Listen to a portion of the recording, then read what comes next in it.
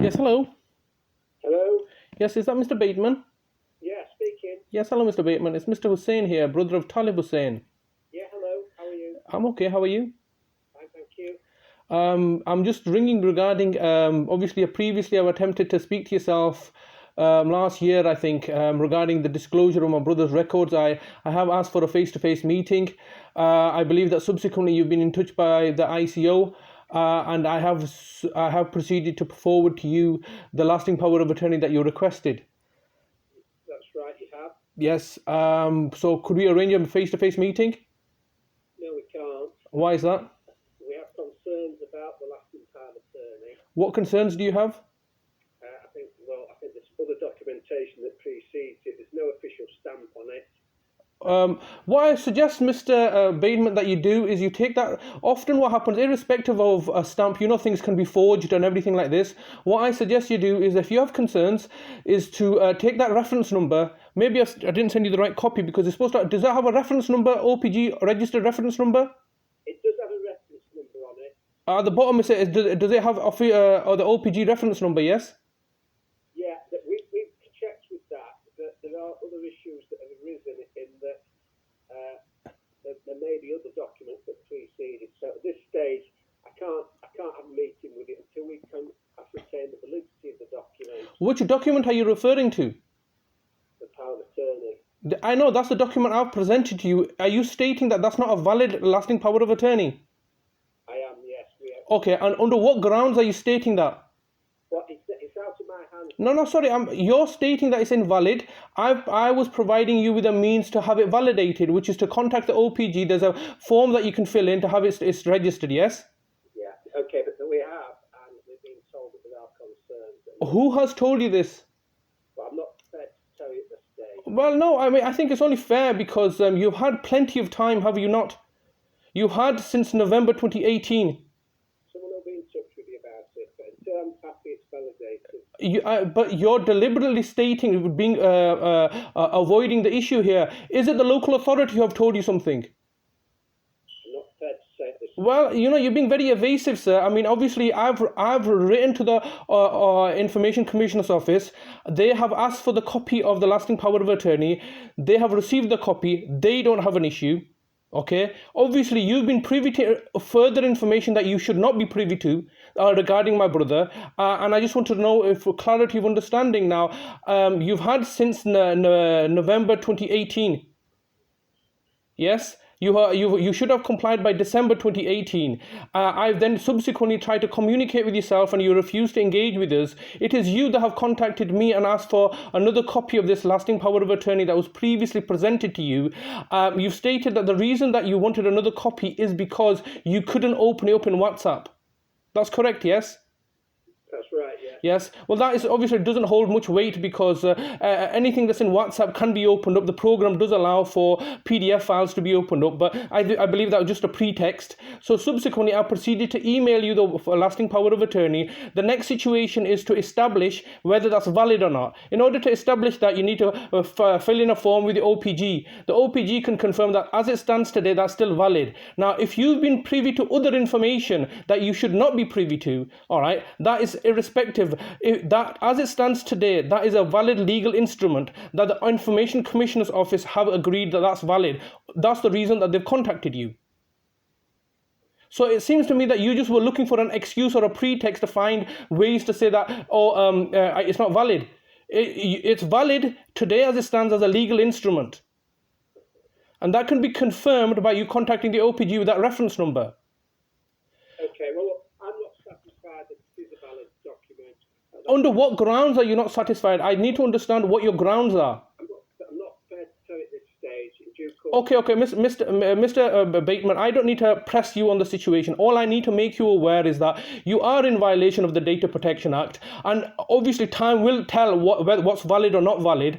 And should you knowingly have partaken in a fraud, which I believe that you have done, because the reality is that I contacted you in order for you to represent me. in relation to a case that the local authority were pursuing at the time. You then tricked me into representing my brother in order to have it validated that his detention was lawful. His detention was not lawful. And at that stage, I had a meeting with yourself. You then pawned me off to one of your employees, and they attended the hearing when you had confirmed that you yourself would be attending the hearing. So there's a lot of fraud going on your part, all right? And the next stage was for me to gain disclosure of what has happened. And I believe the reason that you're being evasive is because you have colluded with both the health authority and the local authority in the past, where you have looked to become my brother's deputy under instructions from the local authority. You have been colluding and conspiring with both the local authority and the health authority, and this is one of the reasons that you're now being evasive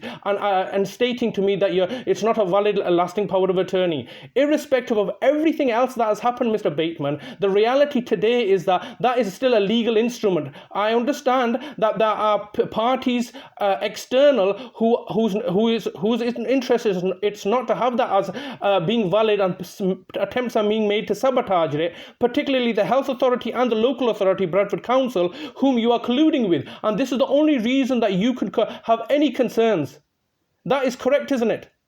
What are you going to say? What can you tell me about the deputy order that's in place? Which deputy order? Which deputy order? I think last time there's an order in place. Which deputy order? Can you forward me a copy of the deputy order? How do you know that's valid? You know the fact that, Mr. Bateman, that my brother's been... Can you explain to me how it is the case that my brother's been discharged into my care since December 2018? I can't comment on that. Why can't you comment? I mean, you're asking me to comment on the deputy order, which you've not presented me with. Please, if that's the way you would like to go forward, that's a very reasonable step. You can say to me and present me with a copy of this deputy order, because I can assure you that is a fraudulent instrument. Okay, well, we may be in due course of it. Which due course? I mean, you've had a month to comply, which was in December 2018. You know the fact that, Mr. Bateman, that subsequently, because of your failure, I'm within my rights to complain to ICO. I did so. They normally have a turnaround time of 3 months. All right, that took us to January, February, March. You're fully aware that in March there's been a national epidemic, so they have had to cut back because most of their staff have been furloughed. We're now in July. You've been contacted in June asking yourselves from the Information Commissioner's Office to comply to this request. You've proceeded to engage with myself. I've contacted you. I've provided you with what you've asked for. You're now informing me that there seems to be a deputy order, but you've not presented me with this order. What a next step would be for you to email me this order that you're stating that invalidates the lasting power of attorney. Are you prepared to do that?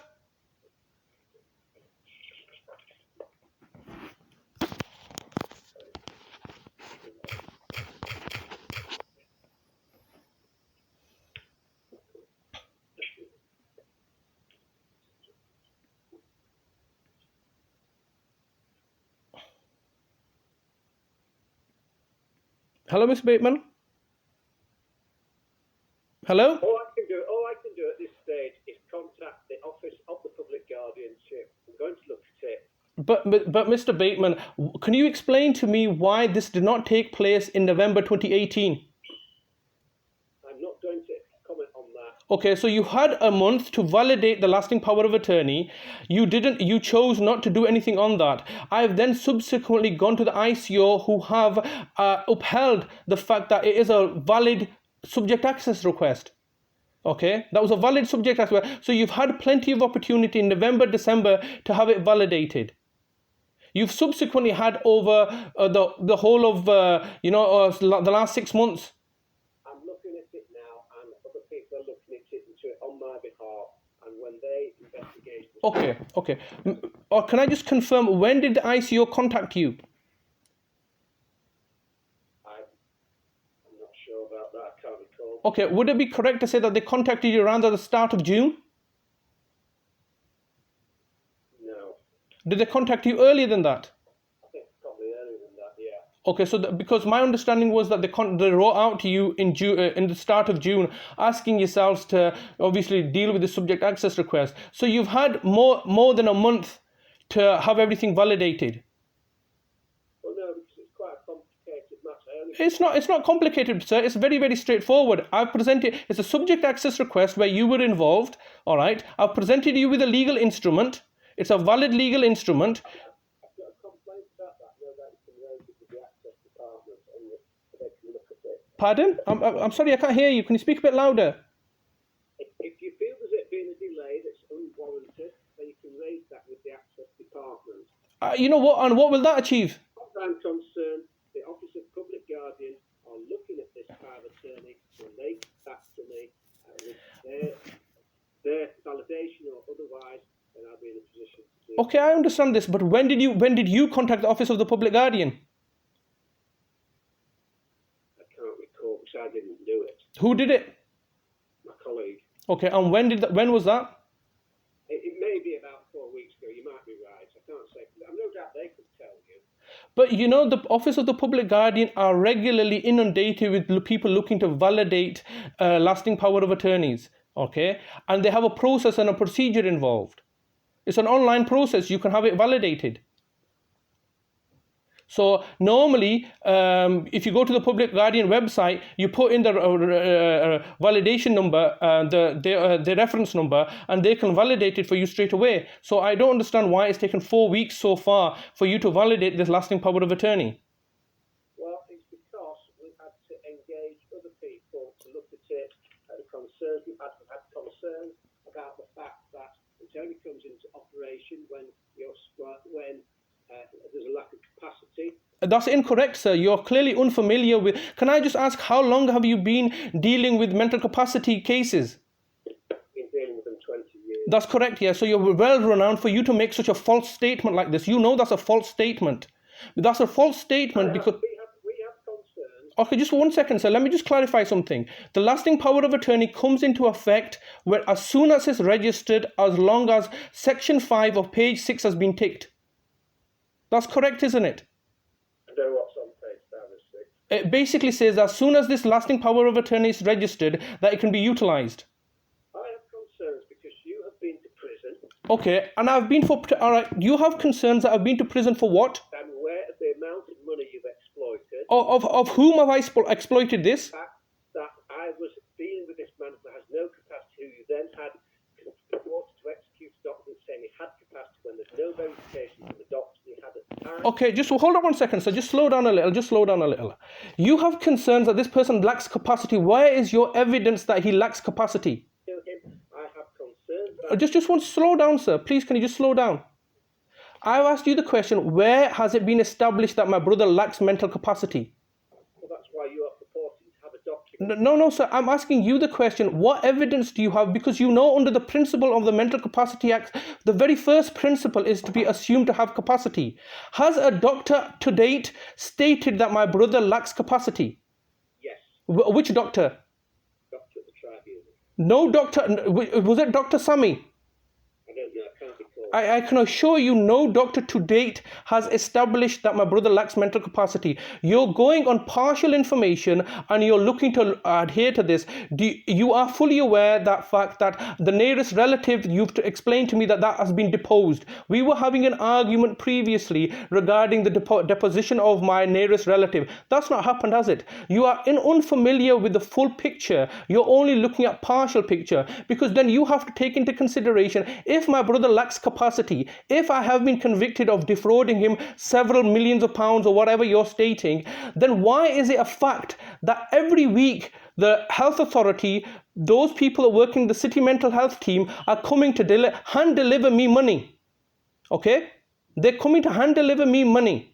Now, why is that the case? Number one. And number two is, if I've been financially abusing somebody and I have gone to prison and I've come out, why am I now in a position to provide my brother with 24-hour care while he's living with me? So these are the questions that you also need to take a wider picture of, rather than railroading through the external agenda. These are very clear facts. My brother has been discharged into my care since the 14th of December 2018. He's been fully discharged and I've been looking after him for over a year and a half, and I'm managing his finances presently. Why is that the case?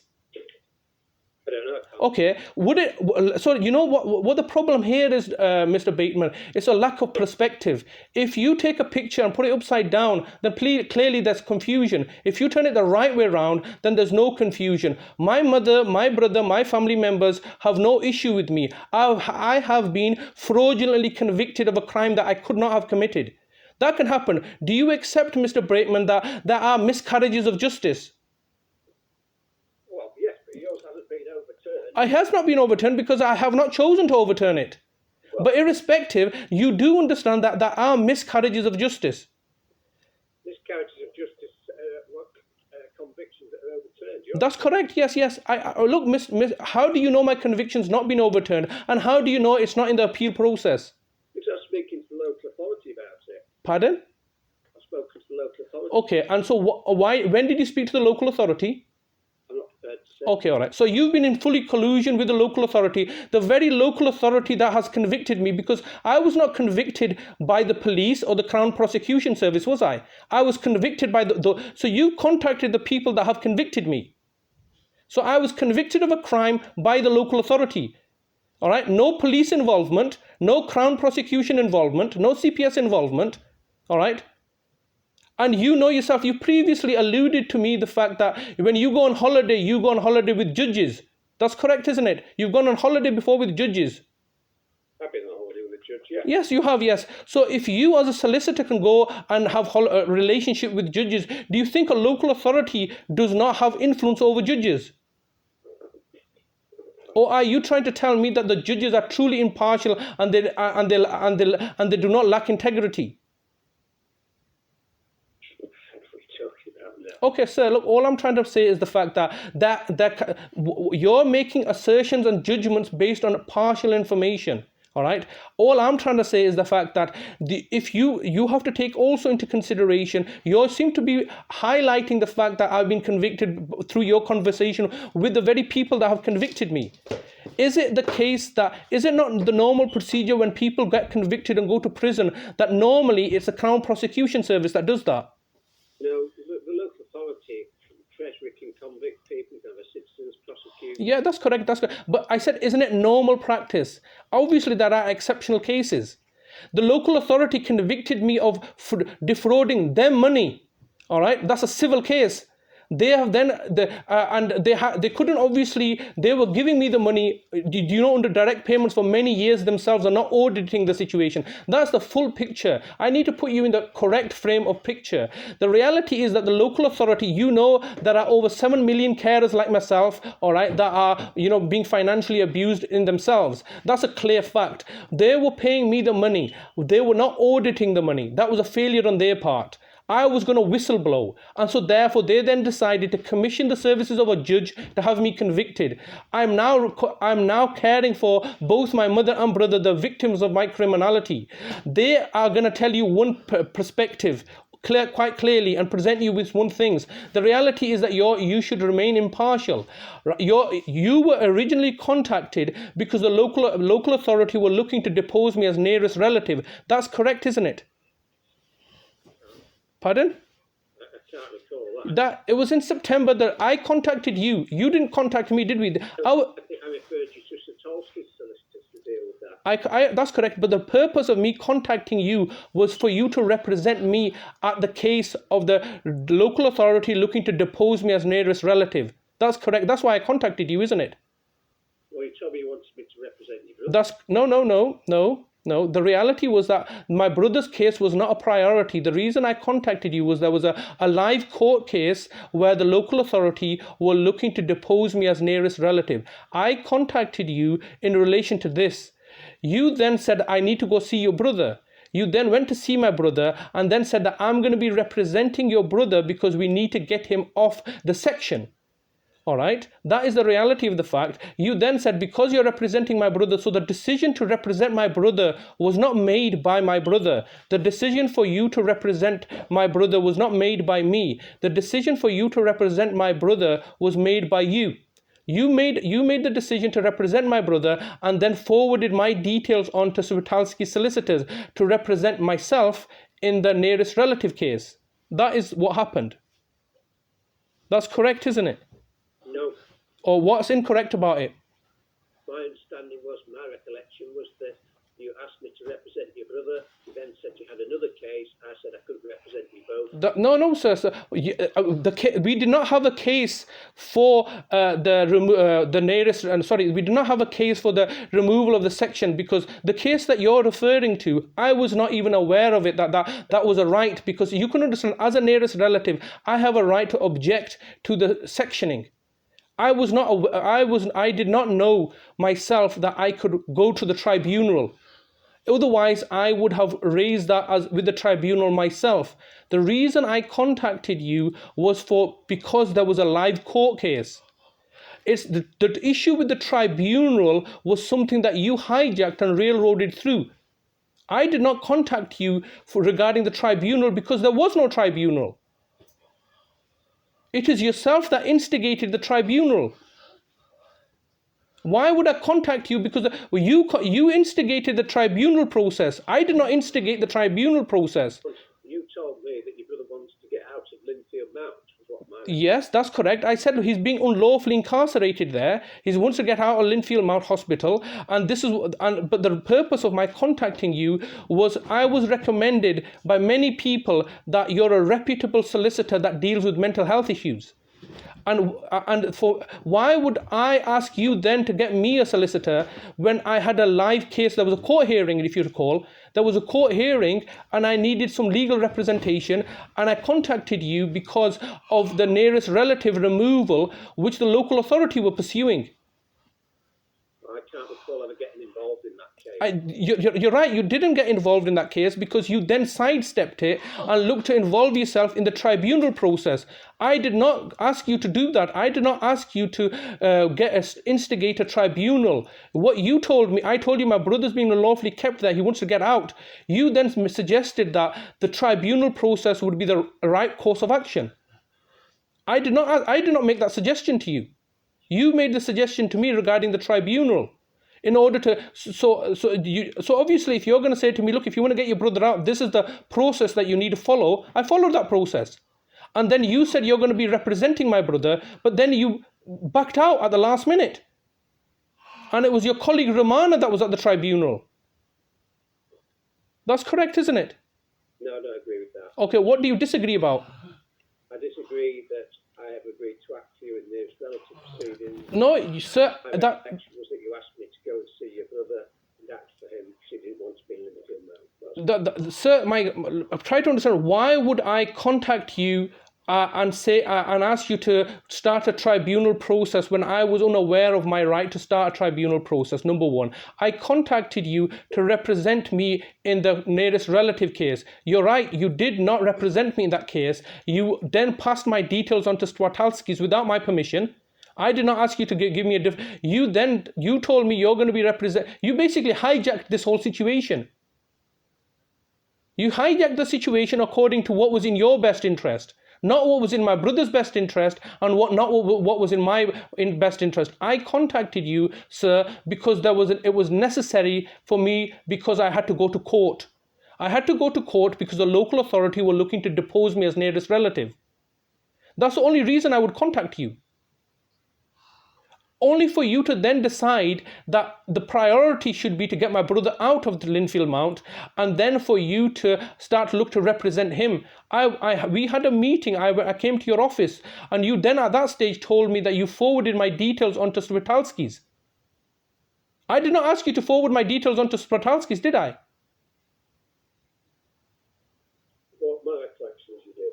Why would I say to you, I could ask you to recommend a solicitor, but I would not, and you would be within your right to recommend Swatalski's, but you didn't do that. You forwarded my details onto Swatalski's without my permission. I did not come to your office and say to you, can you recommend somebody? And you say, oh, well, I've got a solicitor's firm, Swatalski's. I did not then proceed to say to you, oh, could you forward my details onto them? I did not ask you to commission Swatalski's for me, did I? You chose to commission Swatalski's on my behalf without my permission. That's correct, isn't it, sir? No, I've already told you it's not. How is it not, sir? So you're trying to tell me that I contacted you. The only way your version of events works is that if I first of all knew that there was a tribunal process in order to validate the section, I did not know that at the time before meeting yourself. I did meet yourself. You then made the suggestion that you should instigate tribunal processes. You then my brother had never agreed for you to act on his behalf. When did you receive authority for you to act in the tribunal process on behalf of my brother? Who provided you with that authority? I was appointed by the tribunal to represent. You were appointed by the tribunal. Yes.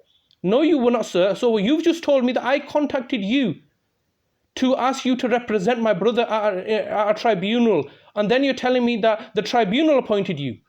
Which came first? After you contacted me to represent your brother, I was then appointed by the tribunal. Yes, you were appointed by the tribunal before the tribunal had even started. What date were you appointed the tribunal? What date were you appointed by the tribunal? And which judge appointed you? Because if I had contacted you and I said represent my brother, then clearly I could give you instructions, or my brother could give you instructions. Which came first? Because why would the tribunal need to appoint you when we've approached you and asked you to represent us?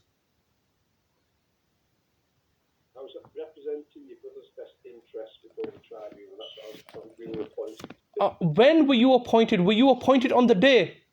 I believe so, yes. When the tribunal happened? Yes. But you know the fact that you were representing my brother prior to the day of the tribunal, because there are several times the tribunal could not proceed. And the tribunal could not proceed because on one occasion there was no interpreter. So how could the tribunal appoint you on the day how were you in a position to represent my brother before the tribunal? Because there were several tribunals that got cancelled. The brother was stating that he did want to leave Linfield Mount. Therefore, that was sufficient for an application to be made. I was subsequently appointed by the tribunal. Sir, just you need to slow things down. My brother said to you he did not want to stay there. He did not authorize you to represent him, did he? No, he didn't. Okay, so you were appointed on the day of the tribunal. Yes. The day of the tribunal, when I had attended to come into the tribunal and you were not there. You did not attend the tribunal, did you? No. Your colleague Ramana attended. Yes. That's correct. So how could the tribunal, when I was waiting outside, refuse to engage with me as his brother, as his nearest relative at the stage, because I was not deposed as his nearest relative? Talib did not attend the tribunal. The only person that attended the tribunal, you did not attend the tribunal, considering that you had previously said that Ramana, who was at the time on maternity leave, was assigned incorrectly to act for my brother. You had said to me that I don't want Ramana to be on this case, I'm going to be dealing with this case. So the case was reallocated back to yourself off Ramana, because you said I want to deal with this tribunal. On the day of the tribunal, you did not attend. Ramana attended, and at this tribunal, my brother Talib was not present. I was waiting in reception. I was not present, and the only person that was present was, I believe, the doctor and Ramana. And at that stage, you're telling me your firm was appointed my brother's representative. Correct. Well, does that not sound iffy to you? No. Why did you not attend? Because I had other commitments. But one of the reasons that you had arranged for this for the tribunal was because of the fact that you wanted to attend this. So this was a priority for you. This was a priority because if you recall, there was a previous a meeting and you said, I can't attend that meeting because I'm on holiday, so I'll have to rearrange it for a time when I am available. I can't recall that. Yeah, that's what happened, sir, because this arrangement was booked into your diary because you were well aware of it. At the very last minute, you've asked Ramana to come down and speak to me at reception. And at that very day, it's been railroaded through that my brother's detention was lawful. It clearly wasn't lawful. And at that stage, you've been fully aware that the local authority have been looking to depose me as a nearest relative. When I have subsequently contacted you and asked you for clarity of information, you've told me that I am not the nearest relative. I can assure you you're mistaken, because on the nearest relative regards, the local authority had looked to pursue the nearest relative removal. They failed. I'm still my brother's nearest relative. That is a fact, isn't it, sir? I don't know. Why have you not had this confirmed? Because when I have asked you to confirm this previously, you've told me the fact that, we have established that you're not the nearest relative. You say you are, then that's fine. Accept that. No, sir, you don't accept it. So you find out from the local authority the fact that they were unsuccessful in their attempts to remove me as nearest relative then. So they were unsuccessful then. They have subsequently been unsuccessful at every turn of the stage. All right. Now, coming back to I'm going to look to end our conversation today, because I'm just conscious of the fact that you have been courteous enough to give me your time. I am going to look to end the conversation now. But the reality is, sir, that you are only taking a one-sided perspective, which clearly is biased. The reality is that the local authority have been unsuccessful in detaining my brother at Linfield Mount Hospital. The local authority have been unsuccessful in railroading my brother into going to a care home. The local authority have been unsuccessful in appointing you as his deputy. That was the purpose of your involvement. The local authority needed a professional deputy, and your services were looking to be commissioned, and you obligated them by looking to facilitate the fact that my brother's detention at Linfield Mount was lawful. It was not lawful, all right, because my brother never lacked capacity. To this day, my brother does not lack capacity. Mental capacity has to be assumed, so everybody has, unless it can be proven otherwise. My brother had remained for a period of 4 months at Linfield Mount Hospital, and they could not establish that he lacked mental capacity. To this date, no doctor is willing to put themselves on the line to state that my brother lacks mental capacity. The doctor that you're referring to, which was privately commissioned by the local authority to ensure that my brother's detention was lawful, i.e. at the tribunal, Dr. Sami, is not even willing to state that my brother lacks mental capacity. He's not even willing to confirm that he went to the tribunal and said that my brother lacked mental capacity, because my brother does not lack mental capacity. My brother's been subsequently discharged into my care from the 14th of December 2018 onwards and remains in my care. To this date, one of the biggest problems that the local authority have, and I just want to make this clear to you, sir, is that if my brother lacked mental capacity, then everything is right that you're stating. I was convicted, I was abusing my brother, financially exploiting him and everything else, and the local authority have convicted me, and I've gone to jail, and everything else is right, because my brother lacked his capacity and he was a vulnerable person. My brother's a vulnerable person, but the key issue here is that he does not lack mental capacity. And if he does not lack mental capacity, you know, all the big numbers that you're talking about, the several million pounds that I've defrauded, all right, that all comes back to me. That my conviction gets overturned because my brother does not lack mental capacity. The key issue here is the Mental Capacity Act 2005, which you're fully averse with. The very first principle states that my brother lacks mental capacity. It's to be assumed that somebody has capacity. They have not made this assumption. My brother, my mother, and my other family members never lodged a complaint against me. I've been looking after them previously, and I'm looking after them now. That's the bottom line and the reality of the situation. The key issue here is that, does my brother lack mental capacity? And if you have any evidence to support the fact that my brother lacks brother lacks mental capacity, then you're within your right to do everything that you're doing.